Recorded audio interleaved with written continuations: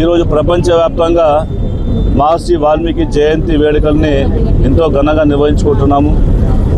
ఈ యొక్క మానవాళికి రామాయణ మహాకావ్యం ద్వారా ఒక దిశ నిర్దేశాన్ని ఇస్తూ భారతదేశం యొక్క సంస్కృతి సాంప్రదాయాల్ని గొప్పదనాన్ని ప్రపంచానికి చాటి చెప్పినటువంటి మహర్షి వాల్మీకి గురించి మనమందరూ కూడా ఈరోజు జయంతి కార్యక్రమం ద్వారా వారు చూపించినటువంటి మంచి మార్గంలో మనమందరూ నడవాలని చెప్పేసి ఈరోజు రాష్ట్ర ప్రభుత్వం గౌరవ ముఖ్యమంత్రి నారా చంద్రబాబు నాయుడు గారు ఈరోజు అధికారికంగా ఈ కార్యక్రమం నిర్వహిస్తున్నారు. ఈరోజు దేశంలో ఉన్నటువంటి అన్ని నగరాలతో పాటు అన్ని పట్టణాల్లో గ్రామాల్లో ప్రతి గ్రామంలో ఉన్నటువంటి ప్రతి గడపలో కూడా ఈరోజు వాల్మీకి మహర్షి జయంతిని ఎంతో ఘనంగా చేసుకుంటారు. ఎందుకంటే ఈరోజు వాల్మీకి మహర్షి చూపించిన ఆదర్శవంతమైనటువంటి రామాయణ మహాకావ్యం మీద దాదాపుగా 23,000 శ్లోకాలని సంస్కృతంలో రచించి ఒక సామాన్య వేటగాడు మహర్షిగా మార్పు చెంది రూపాంతరం చెందినటువంటి వ్యక్తిగా ఈరోజు సమాజంలో మంచి కోసం మనమందరం మారాలి, మంచిని పెంపొందింపజేయాలనేటువంటి ఒక ఆలోచనతోటి వారు చూపించినటువంటి మార్గంలో మనమందరం నడవాలనేటువంటి ఒక ఆలోచనతోటి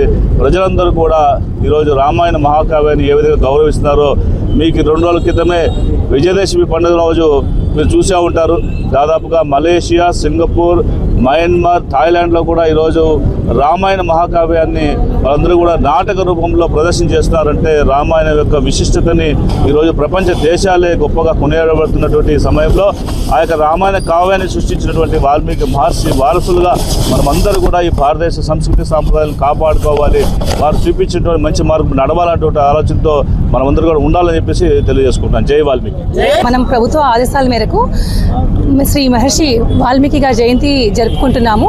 ఇక్కడ ప్రభుత్వ పరంగా చేసినందుకు నేను సంతోషిస్తున్నాను.